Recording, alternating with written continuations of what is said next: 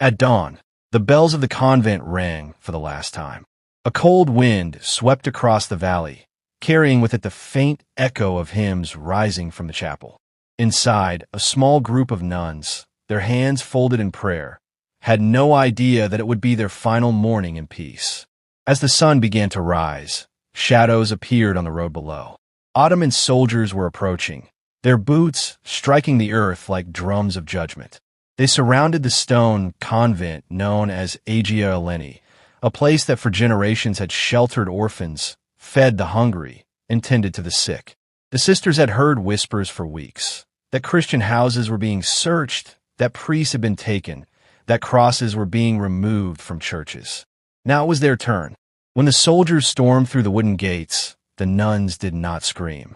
They stood together, candles still burning, the scent of incense heavy in the air. The commander demanded they abandon their habits and swear loyalty to the Sultan. He offered them life in exchange for silence, but none of them spoke. Instead, one of the sisters, a young woman named Eleni, stepped forward. Her voice was calm. "You may burn our walls," she said, "but faith is not yours to take." The soldiers dragged them outside, into the courtyard where olive trees grew beside a stone cross. They ordered the cross to be torn down. When the sisters refused, fire was set to the chapel. Flames climbed the walls, consuming paintings, manuscripts, and holy icons that had survived for centuries. The sisters sang hymns until smoke filled the sky. By the time the fire burned out, nothing remained but ashes and silence. For the Ottomans, it was another warning to the Christian villages. But for those who survived in secret, it was the beginning of something greater. Across the empire, from the mountains of Greece to the valleys of Armenia, scattered nuns and faithful women went underground. They hid in farms, in cellars, and in the ruins of burned monasteries. They dressed as widows and wandered from village to village, carrying small pieces of scripture sewn into their robes. By night, they taught children to pray. They whispered the gospel to families who could no longer go to church. Some were caught and vanished into Ottoman prisons. Others disappeared into deserts and mountains, never to be seen again. But their hidden work kept the Christian faith alive in lands where churches had been turned to mosques and priests were outlawed. One tale tells of a nun who reached the city of Smyrna. She worked as a servant in the house of a rich merchant, secretly caring for Christian slaves. When she died, they found a small wooden cross hidden under her pillow, carved from the ruins of her old convent. For centuries, the empire tried to erase their names, but traces of them remain. Carved crosses on stones, faded inscriptions in old monasteries, and the songs sung quietly by believers in the dark. No empire could erase their faith. They were not soldiers. They carried no swords, led no armies. Yet they fought one of history's hardest battles, not for power, but for belief. The story of these forgotten sisters is not written in books. It's written in ashes, in silence, and in faith that refused to die. When the flames of the convents died, the empire believed the faith had died with them.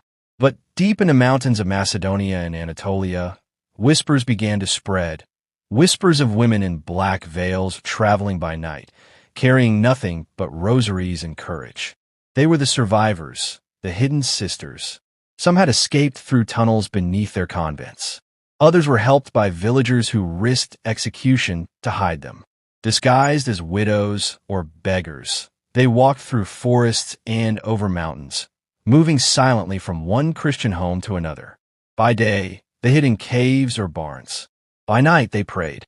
They carried scraps of the gospel, sewn into the lining of their robes. Every village they passed, they left behind a prayer, a hymn, or a cross carved into a wall. Their mission was simple: keep the faith alive. In secret, they began to rebuild. Abandoned cellars became small chapels. Candlelight replaced church bells. They taught children to read the scriptures by tracing letters in sand, whispering verses softly enough that only faith could hear. In one hidden valley of northern Greece, they found a ruined chapel buried beneath the vines. There, they built a secret convent, not of stone, but of silence and devotion. They called it the House of Light. No soldier ever found it. The sisters took in orphans, tended to the sick, and wrote psalms by hand on scraps of parchment. Their leader was an older nun known only as Sister Melania. She had seen her own convent burned years before, yet her voice never trembled when she prayed. When asked how they would survive if discovered, she answered, "Over the decades, the sisterhood grew into a secret network that stretched from the Aegean coast to the mountains of Armenia. Messages were carried through coded prayers, hidden in embroidered cloth and rosaries. A single cross stitched in gold meant safe to gather. A red thread meant the soldiers are near. Even in the darkest years, when priests were hunted and churches were seized, these women kept the heart of Christianity beating. Their hands fed the poor, healed the wounded, and baptized children in rivers by moonlight. Many never lived to see freedom. Some were betrayed, taken by Ottoman soldiers, and vanished forever. Yet their legacy endured. After centuries of silence, when the Ottoman Empire finally began to crumble, ruins of small stone chapels were found in hidden valleys. Inside them, faded drawings of women in veils, crosses etched into the walls, and words written in Old Greek. Today, historians call them the Hidden Sisters, but to the people of those lands, they were more than nuns. They were the secret heartbeat of faith. Their courage kept alive what no empire could destroy. For centuries, the empire stood unshaken. Sultans rose and fell. Cities changed their names. But somewhere in the cracks of that great empire, a quiet faith refused to die. The sisters had long vanished into legend, their names whispered only in prayers and old songs. Villagers spoke of women in black who walked the mountains at night, leaving behind crosses carved in stone. Many believed they were ghosts, others believed they were angels. But when the Ottoman Empire began to crumble in the 19th century, the truth began to surface. In 1821, during the Greek War of Independence, a band of rebels seeking shelter stumbled upon a cave high in the mountains of Epirus. Inside, they found walls covered in faded drawings, women kneeling before crosses, lamps carved from stone, and an altar made of rock. Behind it lay an iron box wrapped in cloth. Inside the box, a single wooden cross, a book of psalms, and a message written in ancient ink. "We kept the flame until you could light the world again." Word spread quickly. More hidden chapels were found, under farms, behind waterfalls, beneath ruins long forgotten. Everywhere, the same marks, the carved crosses, the candle soot, the names of the sisters who had once prayed in silence.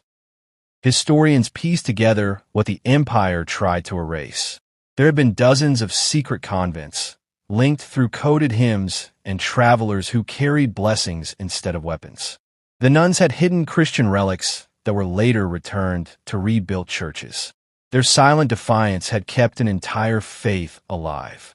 When the first church bell rang freely again after 400 years of silence, old villagers said they felt the sisters' presence in the wind, as if heaven itself was ringing the bell with them. Some even claimed to have seen soft candlelight glowing on the hills at night, where no one lived. Today, the ruins of those secret convents still stand, moss-covered, half-buried, and forgotten by time. But if you walk into one, you can still feel something there, a peace that doesn't fade. The faint smell of wax. The echo of a hymn that no one remembers how to sing. The Ottomans built an empire of power. The sisters built an empire of faith. One fell, the other still stands. And in the silence of those forgotten chapels, the story of the hidden sisters lives on. Proof that faith may burn, but it never dies. Centuries passed, and the empire that once ruled 3 continents began to fade into dust. The mighty armies were gone, the palaces silent, and the crescent banners that once filled the sky hung lifeless in the wind. But in the ashes of that fallen power, a quiet light began to rise again, a light that had never truly gone out.